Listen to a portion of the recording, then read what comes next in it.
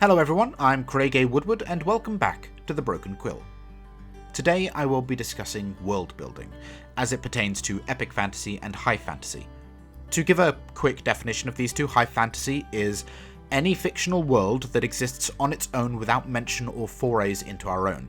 Such examples can include Tolkien's Lord of the Rings, Trudy Canavan's Black Magician trilogy, or Terry Pratchett's Discworld.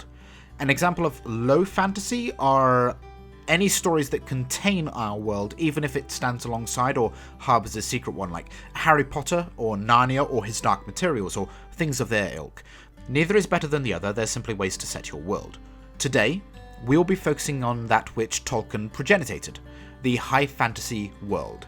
Though if you look deep enough into the lore, it's known that it's supposedly progenitor to our world, so technically low fantasy applies, but that's a whole topic unto itself, and its influences certainly spawned the creation of high fantasy category. Anyway, we will focus on how to bring a high fantasy world to life, and where to start, and why. The order in which to do things, the things you probably shouldn't do, and all manner of opinion that is mine, and mine alone, and probably won't work for half of you listening. But just in case it can be of use, just in case my own thoughts can grant even one of you some insight that helps you pass the block you might have been behind, or encourage you to dive into the world-building depths for the first time, I'll say my piece and simply hope for the best.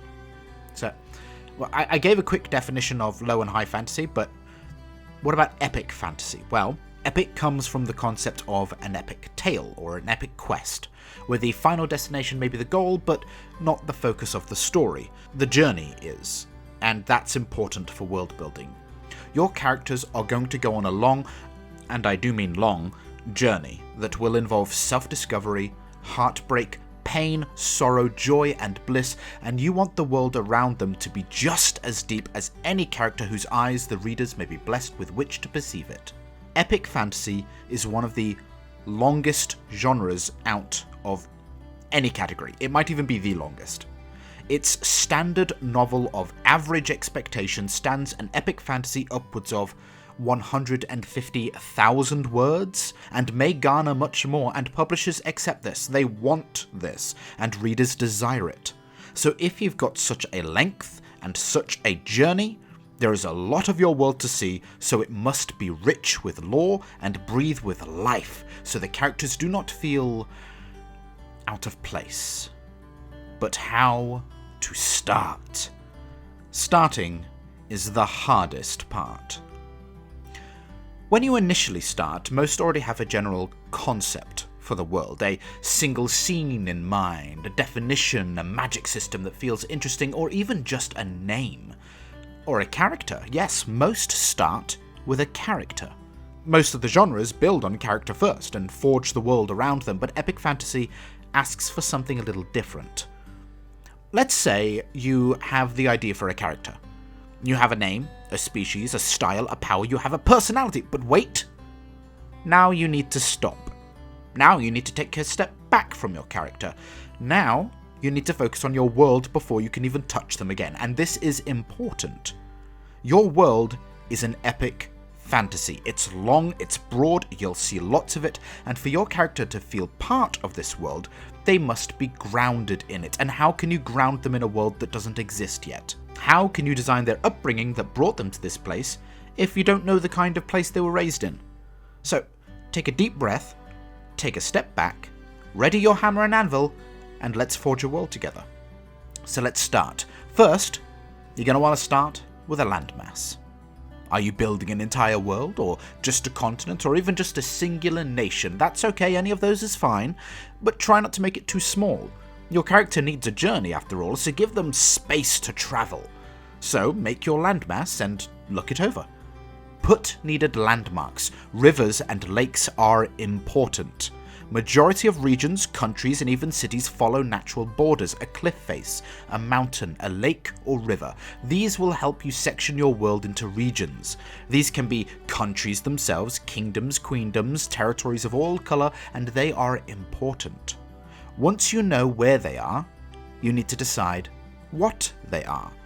Of those mentioned and many more, which ones are ruled by despotic dictators, and which ones the benevolent court, which ones the theocratic and religious zealous, and which ones follow kind gods and ancient yet gentle beings. Once you know this, the politics actually become easy. If it's a kingdom, who's the king? Are they evil? Kind? Misguided? Under the control of some Worm-Tongue or Jafar-esque advisor? And do this for each region. And then figure out the relationships. Which territories dislike each other? Which ones love each other? Which ones are brothers and which ones are enemies? This is the point where your world will do something you didn't expect. It will take its first breath. You see, a breathing world exists independently of its author. It does. You don't get to design it. You merely lay its foundations. Its shape and life will build itself based on these foundations. You'll find that out at this point, because you'll suddenly realize that if these two territories hate each other, they're probably fighting at the border.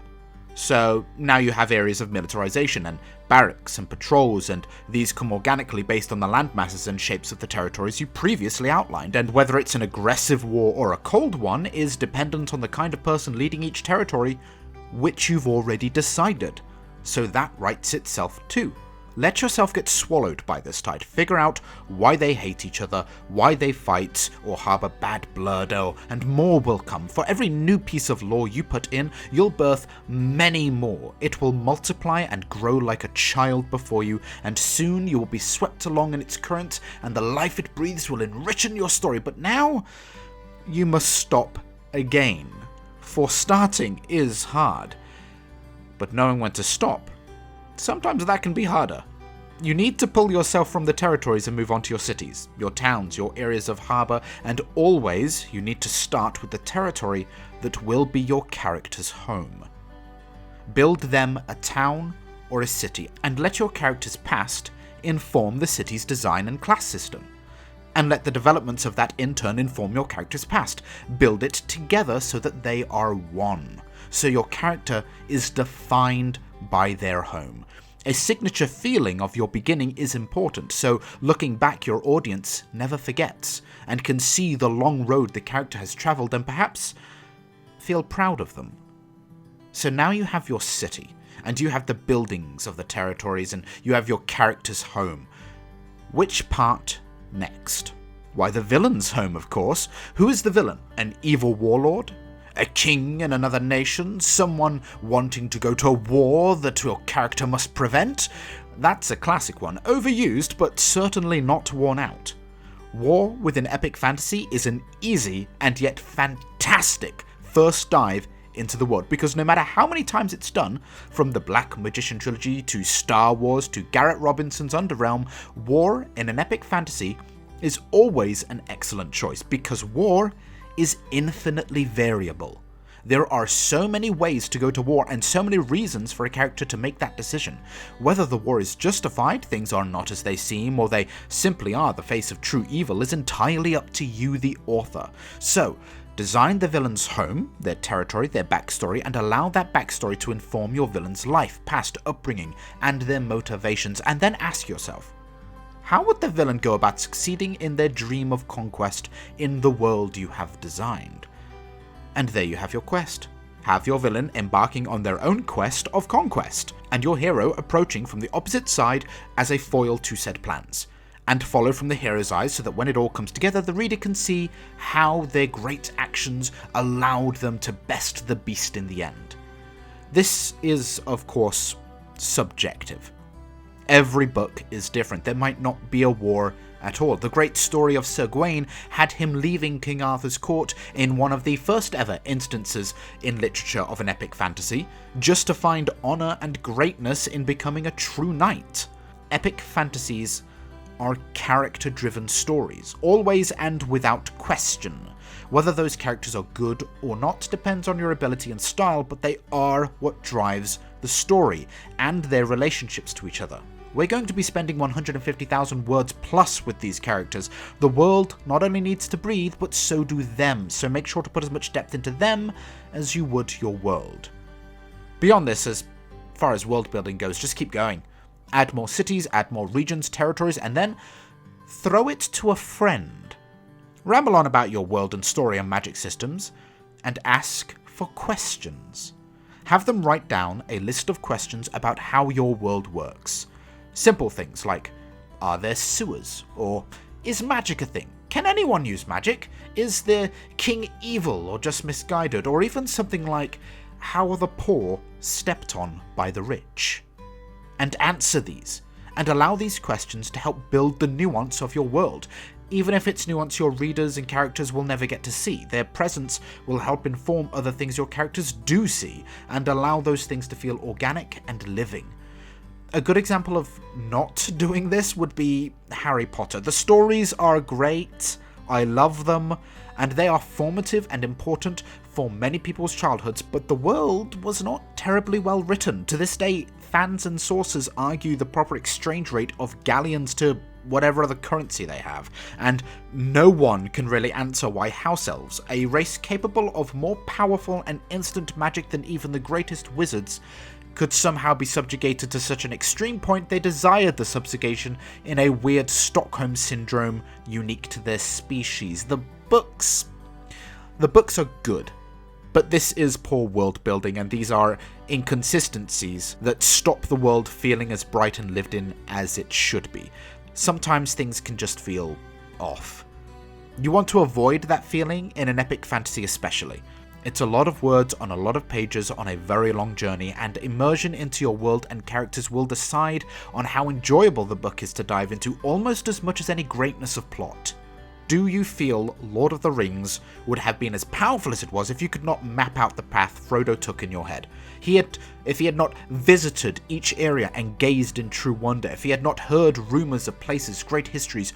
Rumours are good, by the way. Personally, I enjoy placing rumours in each place in each city to add spice to those cities and territories, and to give them character.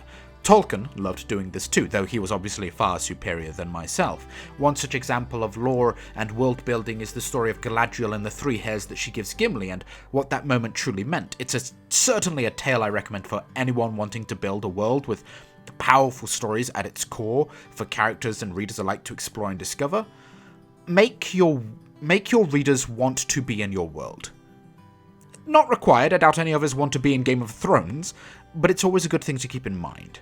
I hope this has been informative. I hope this might have helped you begin and get started. I'm also hoping for something in the future. I'm hoping to do a series, and I want anyone interested in joining this series to say so in the comments. You see, what I'm proposing is that we build a world together.